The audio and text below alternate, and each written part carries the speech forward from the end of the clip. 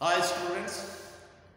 Students आज का जो टॉपिक है ये फर्स्ट ईयर की बुक जो बायोलॉजी की है, इसका जो चैप्टर नंबर 2 है बायोमॉलिक्यूल्स वाला, उसका लास्ट टॉपिक है और टॉपिक है RNA and its types. RNA and its types. तो इसमें हम आरएनए और इसकी जो डिफरेंट टाइप्स हैं वो डिस्कस करेंगे। तो सबसे पहले आपको पता होना चाहिए कि आरएनए है क्या।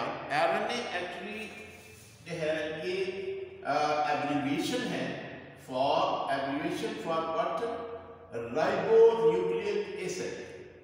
Ribonucleic acid.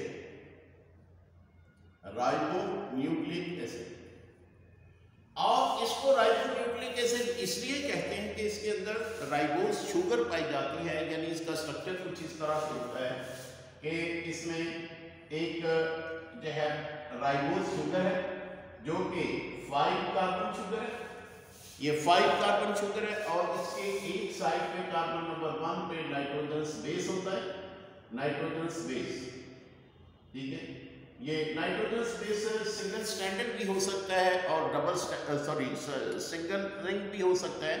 आप जानते हैं कि जो प्योरीन्स होते हैं दे आर डबल रिंग और जो पायरिमिडीन्स हैं ये सिंगल रिंग होते हैं। तो और इसके कार्बन नंबर 5 के साथ फास्फोरस या फास्फोरिक एसिड या फॉस्फेट अटैच होता है। ठीक है, तो ये जो स्ट्रक्चर है ये एक न्यूक्लियोटाइड का स्ट्रक्चर है, बल्कि इसको हम यूँ कहेंगे कि राइबोन्यूक्लियोटाइड का, क्योंकि इसमें जो शुगर है ये राइबोज है। और डीएनए में ये डीऑक्सी राइबोज होती है। डीऑक्सी राइबोज में क्या होता है कि ये जो यहाँ पे हाइड्रोजन और हाइड्रोक्सिल ग्रुप होता है कार्बन नंबर 2 के ऊपर, जो हाइड्रोक्सिल ग्रुप होता है उसमें से ऑक्सीजन रिमूव कर दी जाए तो ये डीऑक्सी राइबोज शुगर कहलाती है। तो डीऑक्सी राइबोज शुगर जो है ये डीएनए में होती है, लेकिन जो राइबोज शुगर है ये वाली जिसके साथ ऑक्सीजन मौजूद है इसको राइबोज शुगर कहा जाता है। और राइबोज शुगर के साथ जब एक कार्बन नंबर 1 पर नाइट्रोजन स्पेस अटैच होता है और जो कार्बन नंबर 5 है इसके साथ फास्फेट ग्रुप अटैच होता है, दैट इज कॉल्ड राइबोन्यूक्लियोटाइड। तो जो आरएनए है ये एक्चुअली पॉलीमर है इसका राइबोन्यूक्लियोटाइड्स का, यानी बहुत सारे राइबोन्यूक्लियोटाइड्स आपस में चेन बनाते हैं, आपस में बॉन्ड के जरिए जुड़ते जाते हैं।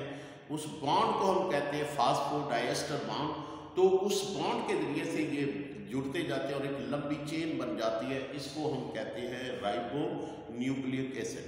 राइबोन्यूक्लिक एसिड, तो राइबोन्यूक्लिक एसिड एक्चुअली एक सिंगल स्ट्रैंडेड चेन है किसकी? राइबोन्यूक्लियोटाइड की। एक पॉलीमर है, एक लंबी चेन है राइबोन्यूक्लियोटाइड की जो आपस में जुड़े हुए हैं बॉन्ड्स के जरिए से। उन बॉन्ड्स का नाम है फास्फोडाइड। अब ये जो हम इसकी पहले तो ये बात करेंगे कि ये सेल के अंदर ये जो आरएनए होता है, तो सबसे पहले ये सेल है और सेल का ये न्यूक्लियस है। सबसे पहले तो आपको ये पता होना चाहिए कि जो आरएनए है ये न्यूक्लियस के अंदर बनता है और स्पेशली एक न्यूक्लियस का एक पार्ट होता है जिसको हम न्यूक्लियोलस कहते हैं। न्यूक्लियोलस, तो ये समझ क्या लेके हम ये कह सकते हैं कि ये 2 जगह पर बनता है। एक तो न्यूक्लियोलस जो कि न्यूक्लियस का हिस्सा होता है, न्यूक्लियस का एक चैम्बर होता है, उसके इर्द गिर्द कोई पार्टीशन नहीं होती, लेकिन सिर्फ इसका समझिए न्यूक्लियस का एक चैम्बर है जिसको न्यूक्लियोलस कहते हैं। यहाँ पे आरएनए बनता है और न्यूक्लियस के अंदर बनता है। अब ये जो आरएनए है या इसकी जो टाइप्स हैं, यानी तीनों टाइप्स हैं, ये असल में प्रोटीन बनाने के लिए यूज़ होती हैं और प्रोटीन बनाने में इसका बहुत ही अहम रोल होता है।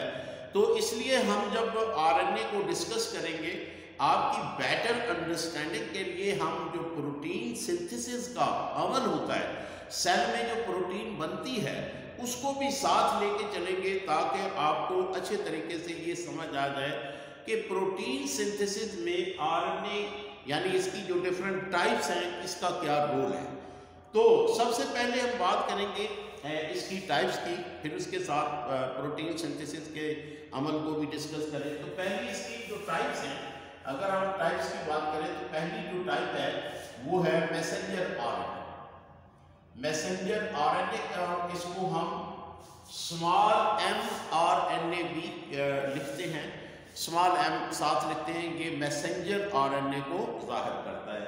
तो मैसेंजर आरएनए पहली टाइप है। दूसरी टाइप है ट्रांसफर आरएनए, ठीक है, दूसरी टाइप है वो है ट्रांसफर आरएनए, और तीसरी टाइप है राइबोसोमल आरएनए, राइबोसोमल आरएनए।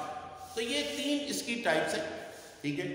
तो अभी हम एक एक करके सबको डिस्कस करेंगे। पहले हम मैसेंजर आरएनए की बात करते हैं। मैसेंजर आरएनए, ठीक है। सबसे पहले मैसेंजर आरएनए जो है ये सेल में बहुत ही थोड़ी मिकदार में पाया जाता है, और अमूमन सेल में ये 3 to 4% होता है। यानी ये जो मैसेंजर आरएनए है, it is 3 to 4% of the total RNA. यानी टोटल आरएनए जितना भी सेल के अंदर पाया जाता है, उसका 3 to 4% होता है, वो मैसेंजर आरएनए होता है। तो मैसेंजर आरएनए को जैसे मैंने कहा कि हम लोग जो हैं वो प्रोटीन सिंथेसिस के साथ जोड़ के पढ़ते हैं। तो उसका यानी ये देखिए, हमारे पास फर्ज करें ये एक सेल है, और सेल के अंदर न्यूक्लियस है, न्यूक्लियस के अंदर क्या है, डीएनए। ये डीएनए जो है ये डबल स्ट्रैंडेड है, और डीएनए जो है ये सेल में ऐसे ही इसकी हैसियत होती है जैसे कोई मास्टर यानी बॉस है। और इस बॉस का ये देखिए कि ये ऐसा बॉस है कि ये अपने यानी न्यूक्लियस को छोड़ के बाहर नहीं आता, न्यूक्लियस के अंदर रहता है। और अगर सेल में फर्ज करें कोई प्रोटीन बनानी है तो वो भी इसी की मर्जी से बनेगी, और इसकी यानी कह लें कि एक इंस्ट्रक्शन के मुताबिक बनेगी। इंस्ट्रक्शन से मुराद ये है कि ये फर्ज करें हमारे पास डीएनए, ये वाला जो डीएनए है डबल स्ट्रैंडेड है, और आपको पता है कि डीएनए में न्यूक्लियोटाइड्स की एक स्पेशल सीक्वेंस होती है, न्यूक्लियोटाइड की स्पेशल सीक्वेंस होती है। यानी इसके जो दो स्ट्रैंड्स होते हैं कंप्लीमेंट्री होते हैं, और इनमें न्यूक्लियोटाइड की एक खास तरतीब होती है, A T T A C G G A T T. मिसाल के तौर पर हमने डीएनए का एक पीस लिया है, और इसके सामने ए के सामने हमेशा टी आता है, टी के सामने हमेशा ए आता है, इसी तरह से जी सी सी टी ई ए ए। ये दोनों स्ट्रैंड्स आपस में कॉम्प्लीमेंट्री हैं, और एडेनिन के साथ हमेशा थायमीन आता है, और थायमीन के सामने हमेशा एडेनिन आएगा, साइटोसिन के सामने हमेशा गुआनिन आएगा। अब देखिए ये जो असल ये जो डीएनए है, ये अगर इसने कोई भी प्रोटीन बनानी है तो उसके लिए ये यूज करता है इसको एक अपने मैसेंजर को, जिसको हम कहते हैं मैसेंजर आरएनए। यानी कोई भी प्रोटीन बनानी है तो ये खुद न्यूक्लियस से मूव नहीं करेगा, बल्कि न्यूक्लियस में ही बैठा बैठा अपना एक मैसेंजर तैयार करेगा। मैसेंजर कैसे तैयार करेगा कि जो इसका ये वाला जो एक सीक्वेंस है, बेस का जो सीक्वेंस है, इसके मुताबिक एक स्ट्रैंड इसको कॉपी करके, इस स्ट्रैंड को एक यानी इसको कॉपी करके एक अपना मैसेंजर बनाएगा, इसकी कॉपी करेगा। और कॉपी जैसे मिसाल के तौर पर ये टी है तो यहाँ टी, तो उसके बाद ए, लेकिन चूंकि जो वैसे आरएनए होता है उसके अंदर थायमीन नहीं होता बल्कि यूरासिल होता है, तो जो ये मैसेंजर बनाएगा अपना, ये जो मैसेंजर बनाएगा उसमें थायमीन नहीं होगी बल्कि यूरासिल होगा, क्योंकि वो आरएनए है और ये खुद डीएनए है। इसलिए फर्ज करिए एक तो इसने अपना मैसेंजर बना लिया, इसने अपना एक मैसेंजर बना लिया, और इसके अंदर जो है अपनी ये जो सीक्वेंस थी न्यूक्लियोटाइड की, ये जो सीक्वेंस है ये इसने इसके अंदर डाल दी, इसके अंदर सीक्वेंस डाल दिया, डी सी जी सी व्हाटएवर ये। ये सीक्वेंस उसने उसके अंदर रख दी। अब ये जो सिंगल स्टैंडर्ड जो न्यूक्लिक एसिड है, ये क्या है, ये आरएनए है और ये मैसेंजर आरएनए कहलाता है। और इस प्रोसेस को हम ट्रांसक्रिप्शन कहते हैं। इसको क्या कहते हैं, ट्रांसक्रिप्शन। इसको ट्रांसक्रिप्शन कहा जाता है कि जब डीएनए जो होता है वो आरएनए बनाता है, जब डीएनए आरएनए बनाता है तो इस प्रोसेस को हम क्या कहते हैं, ट्रांसक्रिप्शन।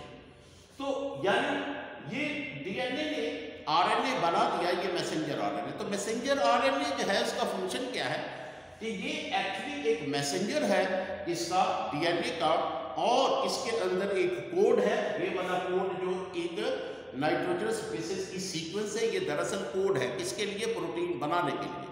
ये यहां से कोड लेगा, लेने के बाद साइटोप्लाज्म में आ जाएगा और साइटोप्लाज्म में प्रोटीन की बहुत सारी फैक्ट्रियां। ये प्रोटीन की जो फैक्ट्रियां हैं इनको कहा जाता है राइबोसोम्स। राइबोसोम्स, ये राइबोसोम के पास आ गया, ठीक है, राइबोसोम। अब ये जो इसके अंदर कोड है, ये असल में क्या होता है कि तीन न्यूक्लियोटाइड या तीन नाइट्रोजनस बेस की सूरत में होती है। यानी इसके अंदर जो तीन बेसेस होते हैं उससे एक अमाइनो एसिड बनता है। प्रोटीन क्या है, प्रोटीन अमाइनो एसिड का एक चेन होता है, यानी अमाइनो एसिड इस तरह से चेन। तो एक अमाइनो एसिड अगर बनाना है तो इसके लिए ये जो मैसेंजर आरएनए, इसमें तीन बेस जो होंगे, इसके जो पहले तीन बेस वो एक अमाइनो एसिड, अगला तीन बेस वो एक अमाइनो एसिड।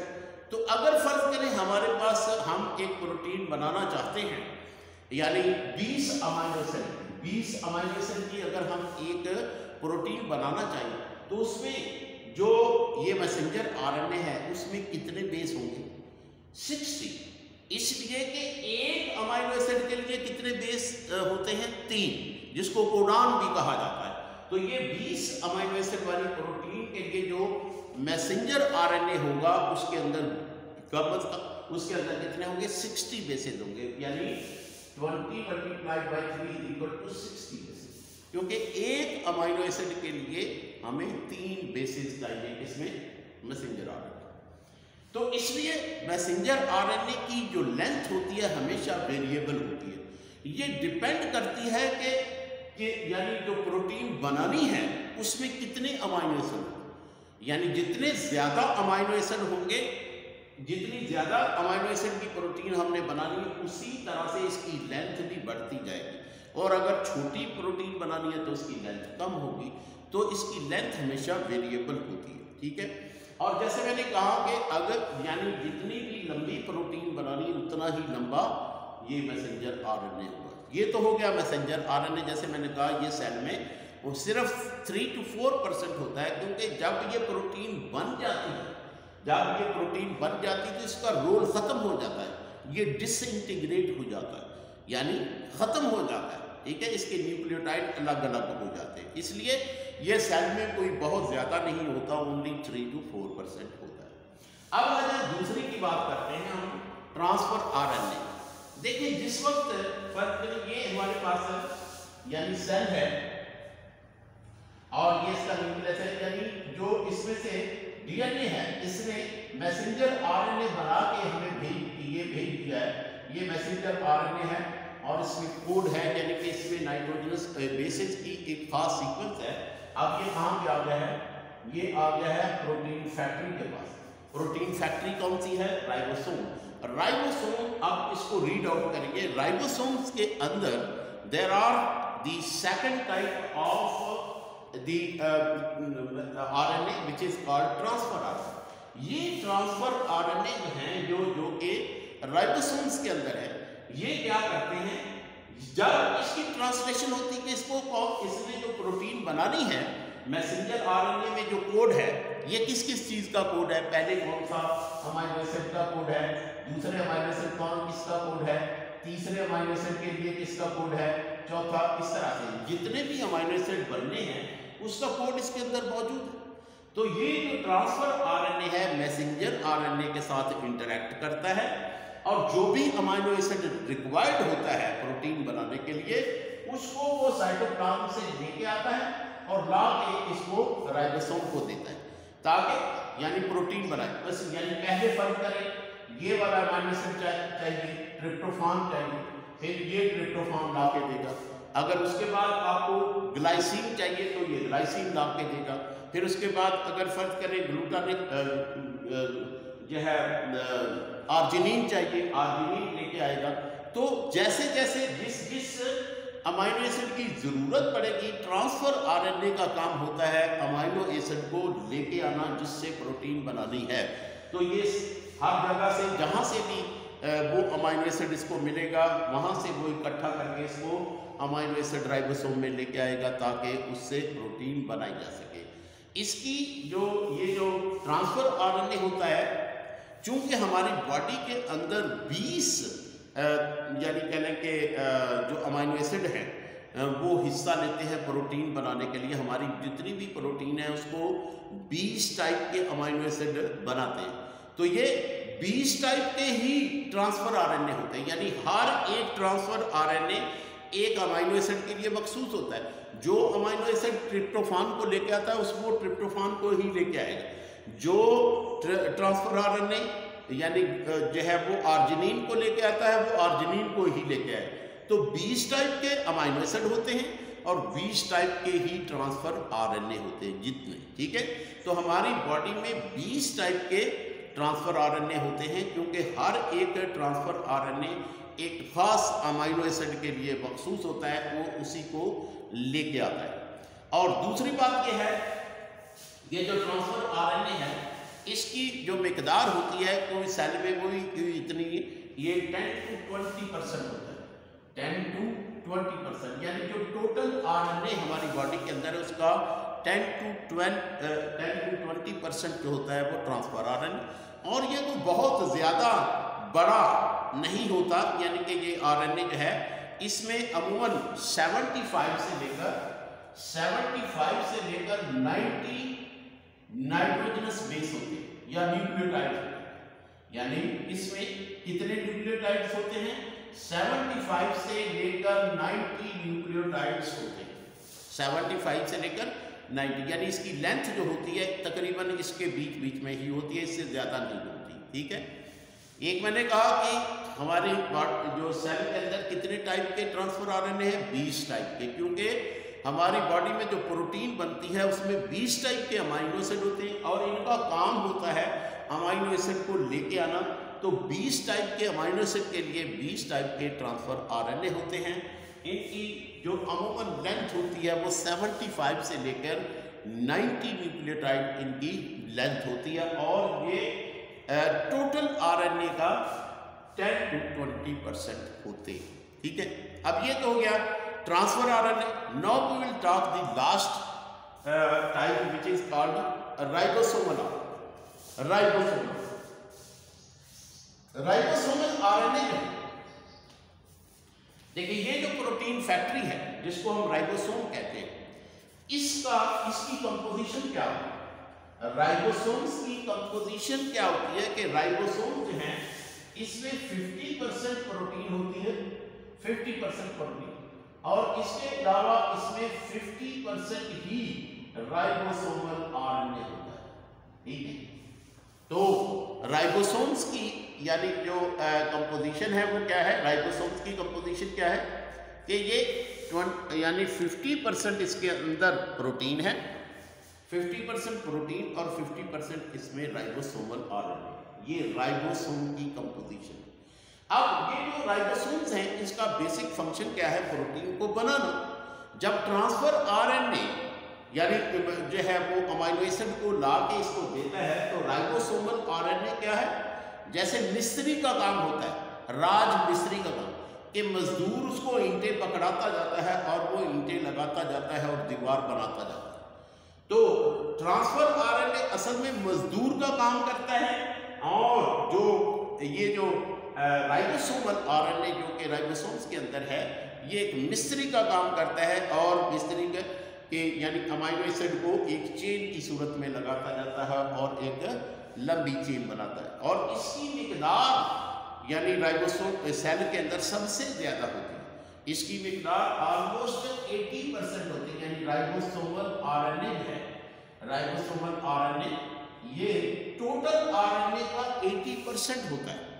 इटे टोटल आरएनए का 80% होता है। और ये जैसे मैंने कहा कि इसका बेसिक और ये इसके अंदर यानी जो राइबोसोम्स हैं इसका जी कंपोजिशन क्या है राइबोसोम की, कि इसमें 50% प्रोटीन है और 50% ही राइबोसोमल आरएनए। और राइबोसोमल आरएनए का काम क्या है कि जो ट्रांसफर आरएनए जब अमीनो एसिड लेके आता है तो उसको जोड़ जोड़ के प्रोटीन बना देना। तो ये थे 3 किस्म के आरएनए और जैसे इनका रोल जो है वो प्रोटीन सिंथेसिस में, ये भी बहुत ज़रूरी है समझना। तो ये थे 3, होपफुली आपको अच्छे तरीके से समझ आ गई होगी। तो गाइस जैसे मैं हमेशा कहता हूँ कि चैनल को सब्सक्राइब करें और दूसरे लोगों के साथ इसको शेयर भी करें, अपने दोस्तों के साथ शेयर करें और वीडियो के नीचे कमेंट ज़रूर किया करें कि आपको वीडियो कैसी लगी। Thank you very much.